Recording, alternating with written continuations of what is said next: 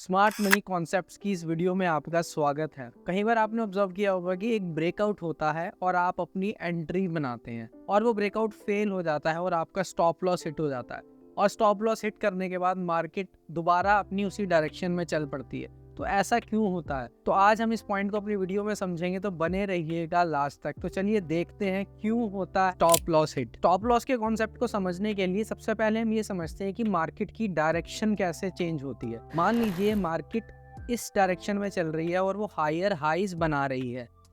जो ये वाले पॉइंट है, ऊपर वाले स्विंग्स है, इसको हम हायर हाईज कह देते हैं और जो नीचे वाले स्विंग्स है इसको हम हायर लोस कह देते हैं, क्योंकि हर हाई अगले हाई से ऊपर बन रहा है, नेक्स्ट हाई अगले हाई से ऊपर बन रहा है। तो अब जब भी इस हाई का ब्रेकआउट होगा इस पॉइंट पे, तो हम ये कंसीडर करेंगे कि मार्केट अब और ऊपर जाने को रेडी है और मार्केट का अपवर्ड ट्रेंड अभी भी कंटिन्यूएशन में है। तो जैसे ही यहाँ पर ब्रेकआउट होगा तो मैक्सिमम रिटेल ट्रेडर्स यहाँ पर एंट्री करेंगे। लेकिन कई बार हमने देखा होगा क्या होता है, ब्रेकआउट होने के बाद यहाँ पर एक कंसोलिडेशन एरिया आ जाता है और उस कंसोलिडेशन एरिया का नीचे की तरफ रिवर्स ब्रेकआउट हो जाता है और ब्रेकआउट करने के बाद मार्केट या वो स्टॉक दोबारा अपनी डायरेक्शन में अप ट्रेंड में चल पड़ता है। तो ऐसा क्यों होता है? ये इसलिए होता है क्योंकि यहाँ पर लिक्विडिटी एरिया होता है। लिक्विडिटी एरिया क्या होता है? वो एरिया जहाँ पर मैक्सिमम पेंडिंग्स ऑर्डर पड़े होते हैं। वो कौन से एरियाज होते हैं? जनरली सपोर्ट या रेजिस्टेंस एरिया, ट्रेंड लाइन का ब्रेकआउट एरिया। ये वो एरिया होते हैं जहाँ पर maximum pending order, stop loss orders पड़े होते हैं। और इन स्टॉप लॉस ऑर्डर्स को यूज़ करने के लिए एक बड़ा इंस्टीट्यूशन क्या करता है? फेक ब्रेकआउट कराता है।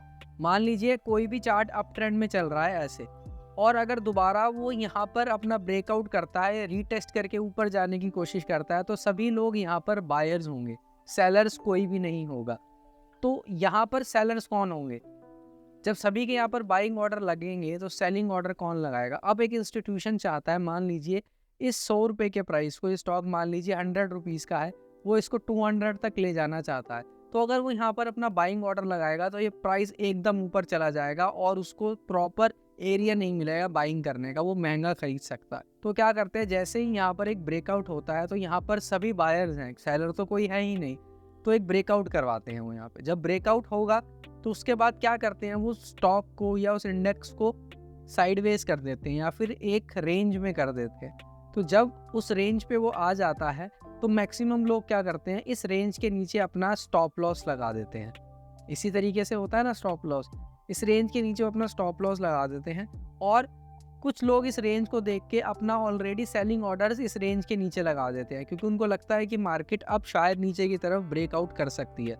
अब जैसे ही यहाँ पर ब्रेकआउट होगा तो क्या होगा, जितने लोगों के भी इस एरिया के नीचे स्टॉप लॉस से वो हिट हो जाएंगे और वो लोग जो यहाँ पर ऑलरेडी अपनी सेलिंग पोजीशंस बना के बैठे थे, उनके भी ऑर्डर्स यहाँ पर पंच हो जाएंगे। तो यहाँ पर बहुत सारी सेलिंग आ जाएगी, बहुत सारे सेलिंग ऑर्डर्स आ जाएंगे और बहुत सारी लिक्विडिटी क्रिएट हो जाएगी। अब उनको लिक्विडिटी चाहिए, तो यहाँ पर वो क्या करेंगे, उस लिक्विडिटी का यूज़ करके यहाँ पर अपने बाइंग ऑर्डर्स को पंच करेंगे और मार्केट को ऊपर की तरफ दोबारा मूव करा देंगे। तो यहाँ पर क्या हुआ, जो लोग भी यहाँ पर अपनी बाइंग पोजीशन लेके बैठे थे उनके एसएल यहाँ पे हिट हो गए और जो लोग यहाँ पर ऑलरेडी सेलिंग पोजीशन लेके बैठे थे उनके एसएल कहीं ना कहीं इस एरिया के ऊपर होंगे, तो वो भी एसएल यहाँ पर हिट हो जाएंगे। तो दोनों के एसएल हिट करा के मार्केट दोबारा अपनी पोजीशन में चली जाएगी। तो इस तरीके से एक इंस्टीट्यूशन रिटेल ट्रेडर को ट्रैप करता है। अगर हम CDSL के चार्ट पे इसको चेक करें, ये आर्ली के टाइम फ्रेम का चार्ट है, तो यहाँ पर आप देख सकते हैं यहाँ पर एक रेंज बन रही है बहुत टाइम से और इस रेंज का ब्रेकआउट इस एरिया के ऊपर हो रहा है। तो यहाँ पर क्या होगा, जब रेंज का ब्रेकआउट होगा बहुत सारे रिटेल ट्रेडर्स यहाँ पर अपनी एंट्री बनाएंगे और कुछ लोग क्या करेंगे, रीटेस्ट पे एंट्री बनाएंगे। अब यहाँ पर देखिए दोबारा यहाँ मार्केट नीचे आती है और फिर रीटेस्ट करती है। तो जिन लोगों ने यहाँ पर अपनी बाइंग पोजीशन नहीं बनाई थी वो दोबारा यहाँ पर अपनी बाइंग पोजीशन बनाएंगे और यहाँ पर एक रीटेस्ट भी हो रहा है। तो लोग क्या करेंगे, इस रीटेस्ट के नीचे अपना स्टॉप लॉस लगा देंगे। क्यों? क्योंकि उनको पता है कि रीटेस्ट के बाद यहाँ से मार्केट ऊपर ही जाएगी, नीचे तो नहीं आएगी। तो यहाँ पर अपना मैक्सिमम लोग स्टॉप लॉस लगा देंगे। अब देखिए क्या होता है, जब यहाँ से स्टॉक नीचे की तरफ आता है, यहाँ पर एक पिन बार कैंडल बनती है। ये पिन बार कैंडल जितने लोगों के इस एरिया पे एसएल हैं वो सबके एसएल हिट करा देती है और एसएल हिट करने के बाद आप खुद देख सकते हैं, इसके बाद आप देख सकते हैं किस तरीके से यहाँ से ऊपर चला जाता है, थोड़ा दोबारा रिट्रेस करता है और फिर ऊपर चला जाता है। इस एरिया में क्या हुआ, एसएल हिट हुए, सेलर्स जो यहाँ पर ऑलरेडी बैठे थे उनकी पोजीशन लग गई, तो यहाँ पर बहुत ज़्यादा लिक्विडिटी क्रिएट हो गई। उस लिक्विडिटी को ही यूज़ करना था इंस्टीट्यूशंस ने, क्योंकि देखो क्या होता है कि हम लोग बहुत छोटे ऑर्डर्स लगाते हैं, है ना, हम बहुत छोटी क्वांटिटी से प्ले करते हैं, तो जैसे ही हम बाइंग ऑर्डर या सेलिंग ऑर्डर पंच करते हैं तो हमारा ऑर्डर एग्जीक्यूट हो जाता है, क्योंकि मार्केट में इतने ओपन ऑर्डर्स पड़े होते हैं। लेकिन इंस्टीट्यूशंस को बहुत ज़्यादा पेंडिंग ऑर्डर्स चाहिए अपनी पोजीशन लगाने के लिए, क्योंकि अगर उनके पास इतने ऑर्डर्स पेंडिंग होंगे तभी वो बाइंग कर सकते हैं सही प्राइस पे। तो वो ऑर्डर्स कैसे मिलेंगे उसको, वो मिलेंगे लिक्विडिटी एरिया पे। जब बहुत सारे लोग बेचेंगे तभी तो वो खरीद पाएंगे वो सभी शेयर्स को। अगर मान लीजिए 1 लाख लोग वो शेयर्स बेचना चाहते हैं, तभी इंस्टीट्यूशन वहाँ पे बहुत अच्छी क्वांटिटी में वो शेयर्स खरीद पाएगा। तो वो क्या करेंगे, जितने लोगों के भी यहाँ पे जिन्होंने बाइंग करी है, यहाँ पे बाइंग करी है, यहाँ पर बाइंग करी है, वो सभी लोग यहाँ पर एसएल लगा देंगे, तो बहुत ज़्यादा लिक्विडिटी आ जाएगी। तो यहाँ पर क्या हुआ आप देख सकते हैं, पिन बार कैंडल ने इस लिक्विडिटी को यूज़ करा और उसके बाद दोबारा अपनी डायरेक्शन में ये स्टॉक अपवर्ड जो डायरेक्शन थी उस पर चल पड़ा। तो इस तरीके से यूज़ करते हैं इंस्टीट्यूशंस लिक्विडिटी को और हम लोगों को ट्रैप करते हैं।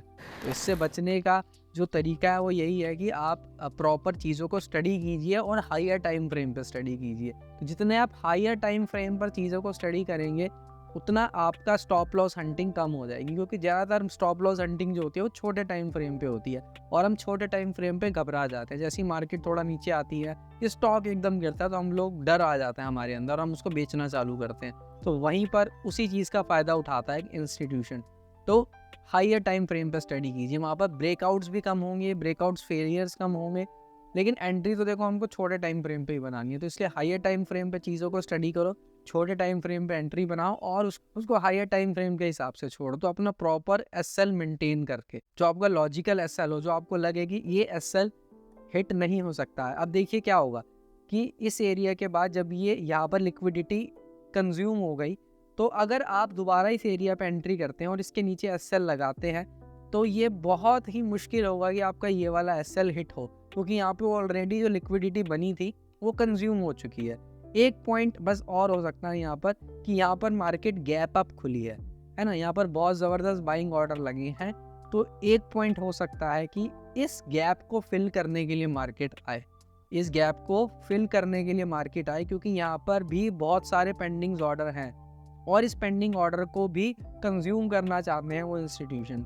तो इस चीज़ का भी थोड़ा हमें ध्यान रखना है कि अगर कुछ पेंडिंग ऑर्डर्स बचे हुए हैं तो उसको भी हम ध्यान में रख के ही एसएल लगाएं यहाँ पर या फिर इस एरिया के नीचे। देखो एसएल डायनेमिक होता है, आप अपनी पोजीशन साइजिंग के हिसाब से, अपने रिस्क के हिसाब से एसएल लगाते हो, तो उस हिसाब से ही अपना एसएल मैनेज करें, हायर टाइम फ्रेम पे चीज़ों को स्टडी करें और तब जाके अपनी पोजीशन बनाए। ये जनरली मैं बात कर रहा हूँ स्विंग ट्रेडिंग के लिए या पोजिशनल ट्रेड्स के लिए। तो इस तरीके से लिक्विडिटी बनती है और लिक्विडिटी को ग्रैब किया जाता है।